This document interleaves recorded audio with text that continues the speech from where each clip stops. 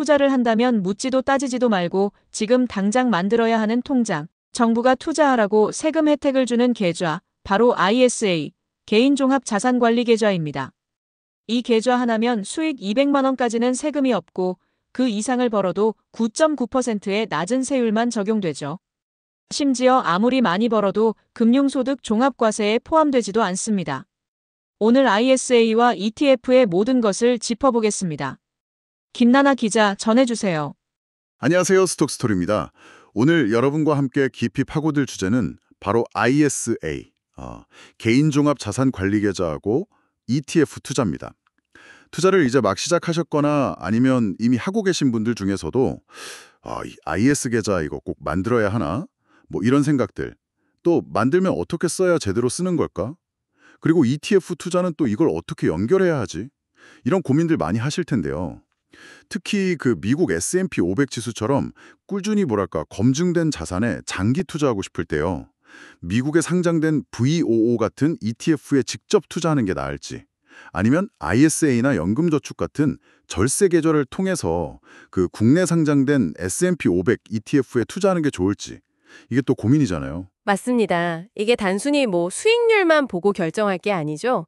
세금 문제도 있고 수수료, 또 환율 변동성, 그리고 필요할 때 돈을 뺄 수 있는지 이런 유동성까지 고려할 게 정말 많습니다.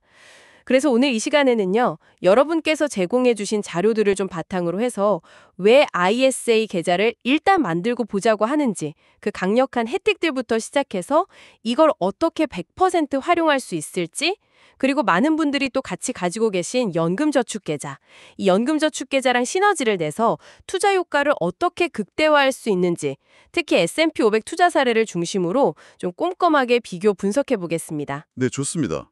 그래서 오늘 저희 목표는 좀 복잡해 보이는 이 ISA와 ETF 활용법 속에서 가장 중요한 그 핵심만 딱 뽑아서요.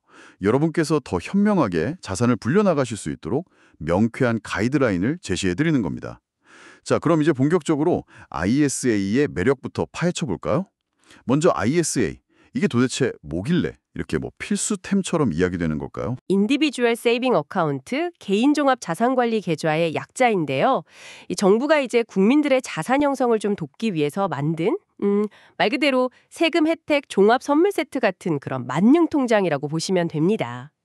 이 계좌 하나에다가 예금, 펀드, ETF, 국내 상장 주식까지 다양한 금융 상품을 담아서 관리하면서 세금 혜택을 누리는 거죠. 아, 종합 선물 세트? 딱 맞는 비유 같은데요. 그럼 가장 큰 혜택은 역시 세금인가요? 네, 단연코 그렇습니다. 가장 강력한 절세 혜택이 핵심이죠. 크게 세 가지로 요약할 수 있는데요. 첫째는 계좌 안에서 발생한 이자나 배당 같은 금융소득에 대해서 연 200만 원까지는 세금을 아예 안 냅니다. 비과세죠. 200만 원까지요? 네. 근데 소득 조건을 만족하는 서민형 가입자는 이 한도가 2배, 400만 원까지 늘어납니다. 와, 400이면 꽤 큰데요. 그렇죠. 둘째는 이 비과세 한도를 넘는 소득에 대해서도요. 원래 내야 하는 세금, 그러니까 15.4%잖아요. 그거보다 훨씬 낮은 9.9%만 내면 됩니다. 저율과세 혜택이죠. 15.4가 아니라 9.9. 네. 그리고 셋째, ISA에서 번 돈은 얼마가 되던 금융소득 종합과세 대상에서 제외됩니다. 분리과세죠. 그러니까 연 2천만 원 넘게 금융소득이 있어도 합산이 안 되니까 세금 부담을 크게 덜 수 있는 거예요. 이야, 비과세, 저율과세, 분리과세까지 정말 세금 혜택이 막강하네요. 거기에 손익통산이라는 것도 있지 않나요? 이것도 되게 합리적인 것 같던데요. 네, 아주 중요한 장점이죠. 손익통산. 이게 뭐냐면 계좌 안에서 여러 상품에 투자했을 때 이익 본 거랑 손해 본 거를 다 합쳐서 계산해요. 그래서 최종적으로 순수하게 남은 이익에 대해서만 세금을 매긴다는 겁니다. 아, 예를 들어서 ETF 하나는 500 벌고 다른 펀드에서 300 손해봤다면 일반 계좌면 500 번 거에 세금 내야 하잖아요. 맞습니다. 일반 계좌는 이익 난 500만 원에 15.4% 세금을 내야죠. 하지만 ISA에서는 이걸 합쳐서 순이익 200만 원에 대해서만 세금을 따지는 거예요. 그럼 이 경우는 비과세 한도 200만 원 아니니까 세금이 0원? 네, 그렇죠. 세금이 아예 없을 수도 있는 거죠. 정말 스마트한 기능입니다. 진짜 그러네요. 이거 정말 큰 차이인데요? 네, 그렇죠. 그리고 또 하나의 매력은 납입 한도를 다음 해로 넘길 수 있다는 거. 한도 2월 기능입니다. ISA는 1년에 2천만 원까지 넣을 수 있는데 만약 올해 1천만 원밖에 못 넣었다. 그러면 내년에는 기본 한도 2천만 원에다가 올해 못 채운 1천만 원까지 더해서 총 3천만 원을 넣을 수 있는 거예요. 아, 그 한도가 쌓이는군요. 네, 이 2월 한도가 최대 5년간 누적돼서 1억 원까지 쌓입니다. 그리고 참고로 정부에서 2025년부터는 연간 납입 한도를 4천만 원, 총 한도는 2억 원으로 늘릴 계획이라고 하니까 이 혜택은 앞으로 더 커질 수도 있습니다. 와, 4천에 2억이요? 그럼 진짜 더 중요해지겠네요. 그래서 다들 당장 투자할 돈 없어도 ISA는 일단 만들어두라고 하는 거군요. 네, 바로 그겁니다. 개설 자체는 돈 드는 게 아니니까요. 만들어두면 나중에 목돈 생겼을 때 그동안 쌓인 한도를 활용해서 한 번에 큰 금액 넣고 절세 혜택을 받을 수 있는 거죠. 가입하는 순간부터 시간이 내 편이 되는 셈이네요. 그렇죠. 그리고 ISA는 최소 의무 가입 기간이 3년인데요. 이 점을 활용한 소위 ISA 풍차 돌리기라는 전략도 있어요. 풍차 돌리기요? 그건 뭐죠? 3년 만기 시점에 계좌를 해직하면 그때까지 번 순수익에 대해서 비과세 혜택 200 또는 400만 원을 받잖아요. 그러고 나서 바로 다시 새 ISA를 개설하는 방식이에요. 3년마다 비과세 혜택을 리셋해서 계속 누리는 거죠. 아, 3년 단위로 혜택을 계속 챙기는 거군요. 이것도 방법이네요. 네, 물론 장기 투자의 복리 효과 측면에서는 좀 생각해 볼 점이 있지만 비과세 혜택 극대화에는 효과적인 방법입니다. 유동성 측면도 아주 꽉 막힌 건 아닌 것 같아요. 의무가입 기간 3년 중이라도 내가 낸 원금만큼은 언제든 페널티 없이 중간에 뺄 수 있다면서요. 맞습니다. 원금 범위 내에서는 중도 인출이 가능해요. 물론 빼낸 만큼 납입한 돈은 사라지긴 하지만요. 그래도 급전 필요할 때 활용할 수 있다는 건 큰 장점이죠. 뭐 연금저축 같은 거 생각하면 훨씬 자유롭습니다. 네, 그렇죠. 자, 이렇게 좋은 ISA 계좌, 그럼 누가 어떻게 만들 수 있을까요? 혹시 조건이 까다롭거나 하진 않나요? 다행히 가입 조건은 그렇게 까다롭지 않습니다. 만 19세 이상 대한민국 거주자라면 대부분 가능하고요. 근로소득이 있다면 만 15세부터도 가능합니다. 오, 생각보다 폭넓네요. 그럼 제한은 없나요? 딱 한 가지 제한이 있는데요. 직전 3년 동안 금융소득 종합과세 대상자, 그러니까 금융소득이 연 2천만 원을 넘었던 분은 가입할 수가 없습니다. 아, 고소득자는 제외되는군요. 그럼 아까 말씀하신 서민형은 어떤 조건인가요?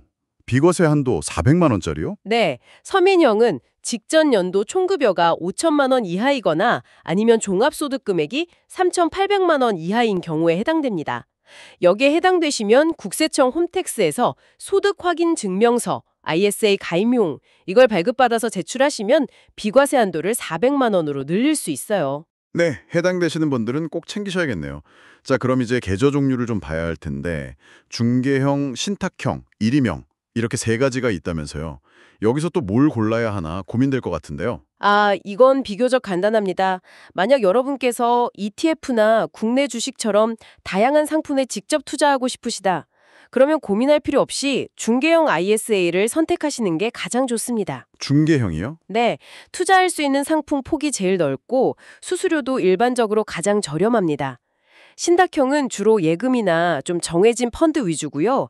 일임형은 아예 금융사에 운용을 맡기는 방식이라 선택의 폭이 좁고 수수료 부담도 좀 더 있을 수 있어요. 아하, 그럼 ETF나 주식할 거면 무조건 중개형이군요. 그렇죠.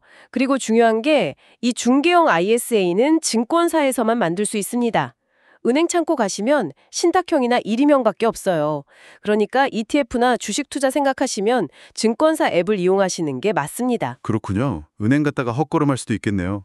개설은 뭐 요즘 다 비대면으로 쉽게 되죠? 네, 그렇죠. 대부분 증권사 모바일 앱에서 신분증만 있으면 몇 분 만에 간편하게 만들 수 있습니다. 근데 이거 전 금융기관 통틀어서 1인당 딱 하나만 가질 수 있다면서요? 네, 맞습니다. 그게 중요해요. 1인 1계좌 원칙이라서 한번 만들면 바꾸기가 좀 번거로울 수 있으니 어떤 유형으로 어느 금융사에서 만들지 처음 선택을 좀 신중하게 하시는 게 좋습니다. 알겠습니다. 자, 그럼 이제 진짜 많은 분들이 궁금해하실 그 지점, S&P 500 투자 얘기로 넘어가 보죠. 이걸 투자하는 방법이 크게 세 가지잖아요. 미국 증시에 있는 VOO 같은 ETF를 내가 직접 사거나 아니면 ISA나 연금저축계좌 안에서 국내에 상장된 S&P 500 추종 ETF를 사거나 각각 어떤 장단점이 있고 그래서 결국 내 수익률에 어떤 영향을 미칠지 이게 제일 궁금하거든요. 네, 바로 그 부분이죠. 여기서 첫 번째로 딱 명확히 해야 할 점은요. ISA나 연금저축 계좌에서는 VOO, IVV, SPY 같이 미국 증시에 직접 상장된 해외 ETF는 살 수가 없습니다. 진짜요? VOO는 못 사는 거네요? 네, 직접 매매는 안 됩니다. 그래서 이 절세 계좌들을 활용하시려면 동일한 S&P 500 지수를 추종하도록 국내 자산운용사들이 만들어서 국내 증시에 상장시킨 ETF들이 있어요. 예를 들면 코덱스 미국 S&P 500 TR이라든지 타이거 미국 S&P 500, AC 미국 S&P 500 같은 것들이죠. 이런 국내 상장 상품들을 이용해야 합니다. 아, 같은 S&P 500이라도 VOO랑은 다른 거군요. 알겠습니다. 그럼 가장 중요한 세금부터 비교해 볼까요? VOO 직접 사면 세금은 어떻게 돼요? VOO 같은 미국 주식이나 ETF를 직접 투자하시면요. 매매 차익에 대해서는 1년에 250만 원까지는 공제해주고 그걸 넘는 이익에 대해서는 22%의 양도소득세를 내야 합니다. 22%요? 꽤 높은데요? 네, 세율이 좀 있죠. 그리고 이건 다음 해 5월에 직접 신고하고 납부해야 하는 약간의 번거로움도 있고요. 배당금에 대해서는 미국에서 15%를 미리 떼고 원천징수 우리한테 주는데 대부분의 경우는 한국에서 추가로 낼 세금은 없습니다. 그럼 매년 세금 신고하고 내야 하는 거네요? 그렇죠. 수익이 발생하면 매년 세금을 내야 할 수 있고 그만큼 재투자할 돈이 줄어드니까 장기적으로 봤을 때 복리 효과가 좀 줄어들 수 있다는 단점이 있습니다. 반면에 ISA는 아까 봤듯이 순수익 200만 원, 서민형은 400만 원까지 비과세고 넘는 건 9.9% 저율 분리과세, 그리고 손익통상까지 되고 세금은 만기 때 딱 한 번 내는 거고요. 네, 그렇죠. 그럼 이제 연금저축 계좌는 또 어떨까요? 연금저축은 노후 대비가 주 목적이라서 가장 큰 혜택이 납입할 때 받는 세액공제잖아요. 아, 맞다. 연말정산 때 돌려받는 거예요. 네. 연 납입액 중에서 최대 600만 원까지, IRP까지 합치면 900만 원까지요. 소득 수준에 따라서 13.2% 또는 16.5%를 세금에서 돌려받죠. 이건 투자 수익이랑 상관없이 확정적으로 얻는 혜택이니까 상당히 큽니다. 그리고 운용 중에는 수익에 대해 세금을 안 내고 밀어주는 과세이연 효과가 있고요. 나중에 만 55세 이후 연금으로 받을 때 3.3%에서 5.5%의 아주 낮은 연금소득세만 내면 됩니다. 와, 연금저축 혜택도 진짜 좋아 보이는데요.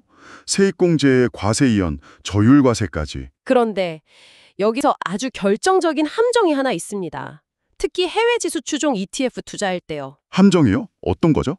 연금저축 계좌에서 국내에 상장된 해외 지수 추종 ETF, 예를 들어 우리가 얘기하는 S&P 500 ETF에 투자한다고 해보죠. 이 ETF가 미국 기업들한테서 배당금을 받을 거 아니에요. 그럼 그 배당금에 대해서 이미 미국에서 15% 세금을 뗀 상태로 받습니다. 네, 그건 VO 직접 투자랑 같네요. 그렇죠. 그런데 문제는 나중에 우리가 이 돈을 연금으로 수령할 때예요. 이 세후 배당금을 포함한 전체 운용 수익에 대해서 또 연금 소득세를 내야 한다는 겁니다. 해외에서 이미 낸 세금 15%를 인정해주지 않기 때문에 사실상 배당 소득에 대해서는 이중과세가 발생하는 셈이에요. 헐, 진짜요? 배당에 대해서 세금을 2번 내는 거네요. 네, 이 문제 때문에 해외 지수, 특히 배당이 좀 나오는 지수를 추종하는 ETF 투자는 연금저축보다는 ISA가 세금 면에서는 훨씬 유리할 수 있습니다. 이건 정말 중요한 포인트예요. 와, 이거 몰랐으면 연금저축에 몰빵할 뻔했네요. 이중과세라니, 이건 꼭 기억해야겠습니다. 네, 꼭이요. 그럼 비용, 그러니까 수수료는 어떤가요? VO는 운용보수가 연 0.03%로 거의 공짜 수준이던데 국내 상장된 S&P 500 ETF는 좀 더 비싸지 않나요? 맞습니다. VOO 보수는 정말 낮죠. 그건 사실이에요. 하지만 우리가 VOO를 직접 사려면 원화를 달러로 바꿀 때 환전 수수료가 들죠. 또 해외 주식 거래 수수료도 내야 가고요. 반면에 국내 상장 S&P 500 ETF들은 운용 보수가 VOO보다는 높긴 하지만 최근에 경쟁이 엄청 치열해지면서 연 0.07% 내외, 심지어 더 낮은 상품들도 나오고 있어요. 많이 저렴해졌습니다. 오, 0.07%면 그래도 꽤 낮은데요? 그렇죠. 그리고 환전 수수료가 아예 없고 국내 주식 거래 수수료도 보통 해외 주식 거래 수수료보다 저렴한 편입니다. 그래서 총 비용을 다 따져보면 국내 ETF가 반드시 불리하다고만 할 수는 없어요. 그리고 환율 변동성도 생각해야죠. VOO는 달러 자산이니까 원달러 환율 오르면 좋고 내리면 손해보고 환율에 그대로 노출되잖아요. 네, 그렇죠.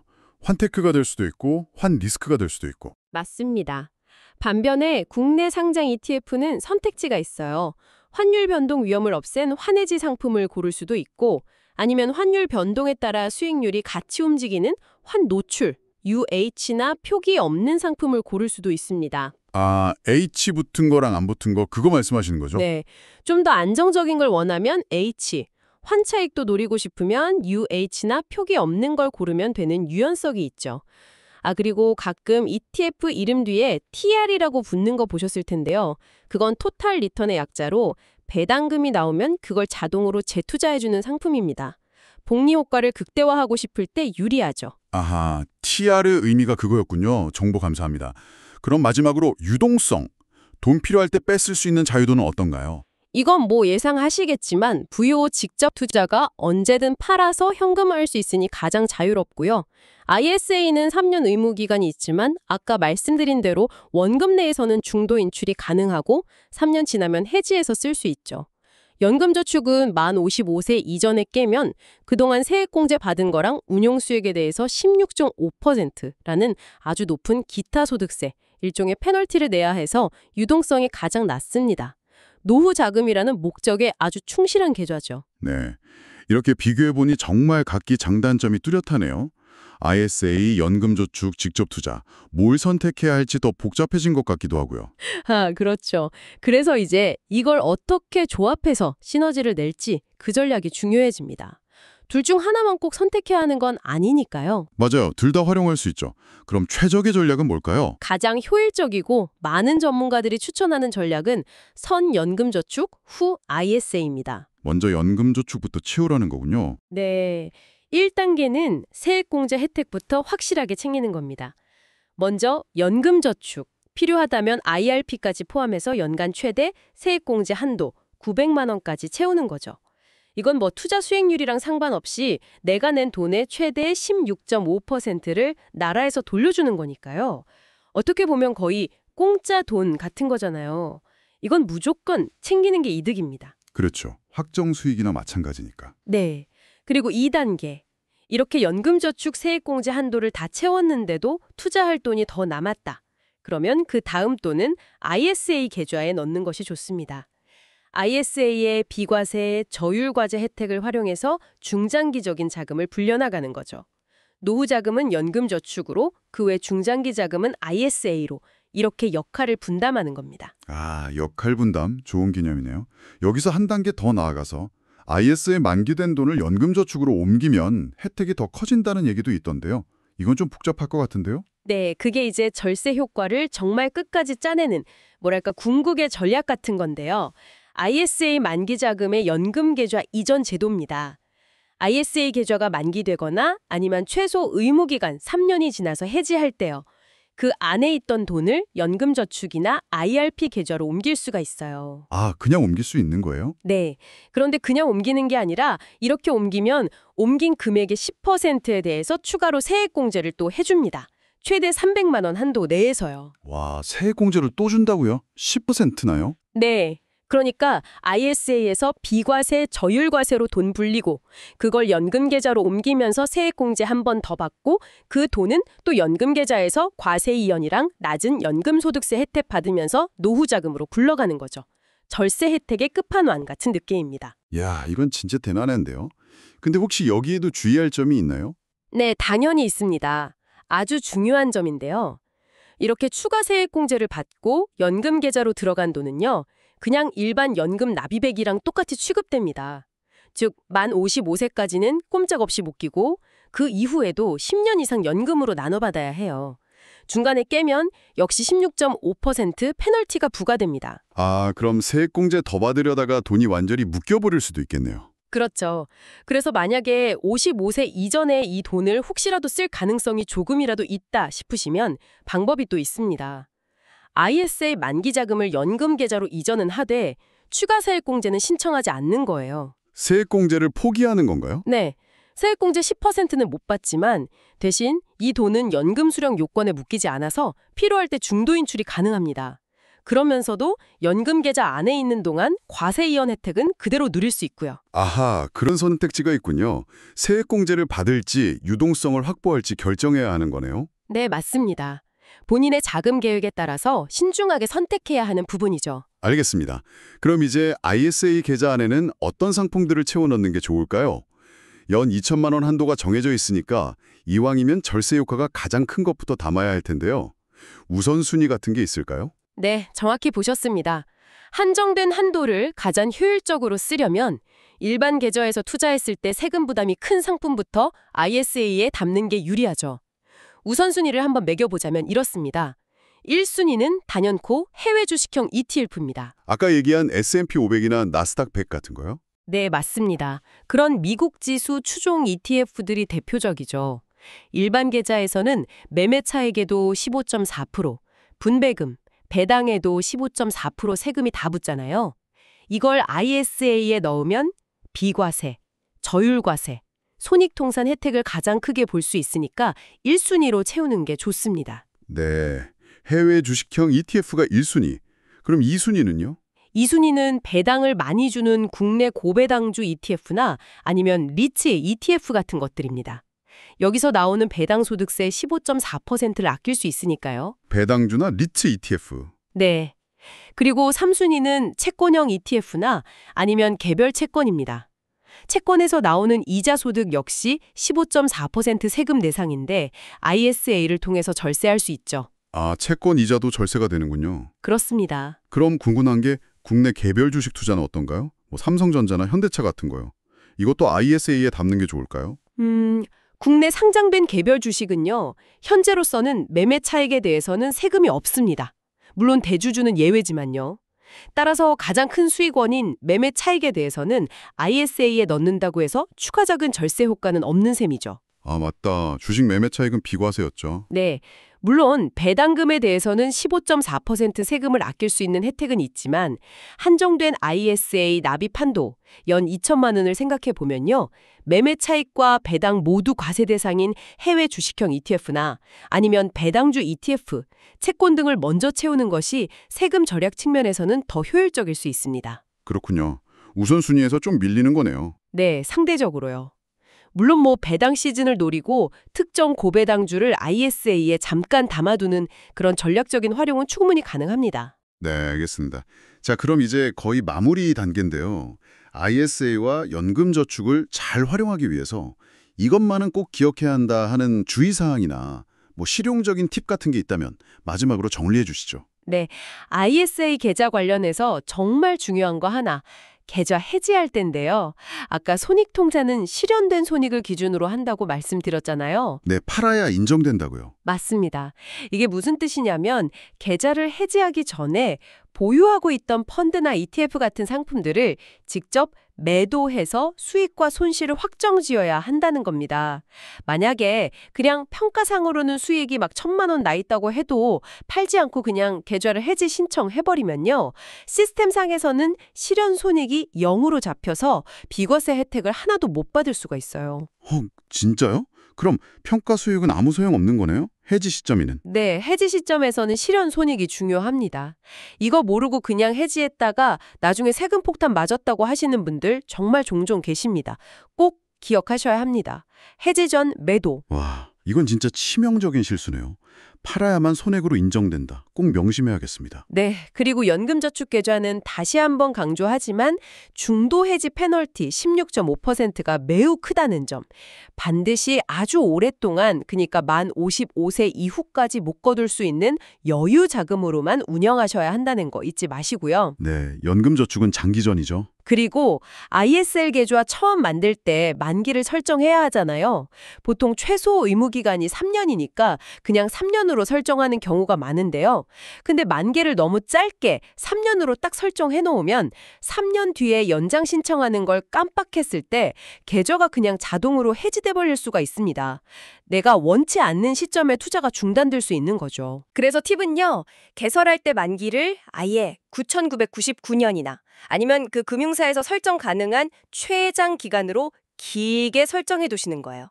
그리고 3년 의무 기간이 지난 후에는 내가 필요하다고 판단될 때 언제든 직접 해지하면 되니까요. 이게 더 안전하고 편리합니다. 오, 그것도 정말 유용한 팁인데요. 만기는 그냥 최대로 길게 설정해라. 네, 그게 속 편합니다.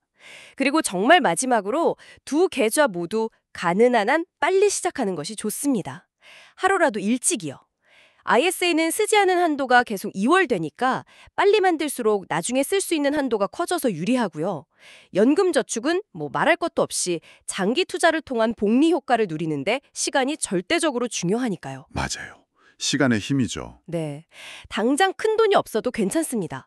정말 소액이라도 일단 계좌부터 만들어두고 시작하는 것, 그게 현명한 투자의 첫걸음입니다. 네, 오늘 ISA 계좌의 A부터 Z까지 그리고 ETF 투자와 연금저축과의 시너지 전략까지 정말 알차게 파헤쳐봤습니다.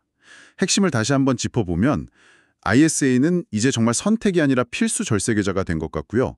특히 연금저축과 함께 전략적으로 활용할 때 그 효과가 극대화된다는 점, 그리고 S&P 500 같은 해외 지수 투자는 그 세금 문제, 특히 연금저축의 이중과세 문제 때문에 VO 직접 투자보다는 ISA나 연금저축, 이중과세 유의를 통한 국내 상장 ETF가 장기적으로 더 유리할 수 있다는 점, 이게 중요한 포인트 같네요. 네, 정확하게 요약해 주셨습니다. 오늘 저희가 나눈 이야기들이 여러분께서 각자의 투자 목표와 상황에 맞는 최적의 계좌 활용 전략을 세우시는데 실질적인 도움이 되었기를 진심으로 바랍니다. 근데 뭐 아는 것만으로는 부족하죠? 직접 한번 실행에 옮겨보시는 게 중요합니다. 맞습니다. 오늘 저의 논의를 바탕으로 여러분의 현재 투자 포트폴리오를 한번 점검해 보시는 건 어떨까요? 그리고 한 가지 더 생각해 볼 점, 만약 정부 계획대로 정말 2025년에 ISA의 연간 납입 한도가 지금의 2배인 4천만 원으로 늘어난다면 그때는 여러분의 자산 배분 전략이 또 어떻게 바뀔 수 있을지 미리 한번 상상해 보는 것도 미래를 준비하는 아주 흥미로운 시간이 될 것 같습니다. 다음 시간에도 여러분의 현명한 투자를 돕는 유익한 정보로 찾아뵙겠습니다. 고맙습니다. 고맙습니다. 두 분 말씀 잘 들었습니다. 다음 시간에도 좋은 내용으로 찾아뵙겠습니다. 여러분은 어떻게 보셨나요? 댓글로 의견을 공유해 주세요.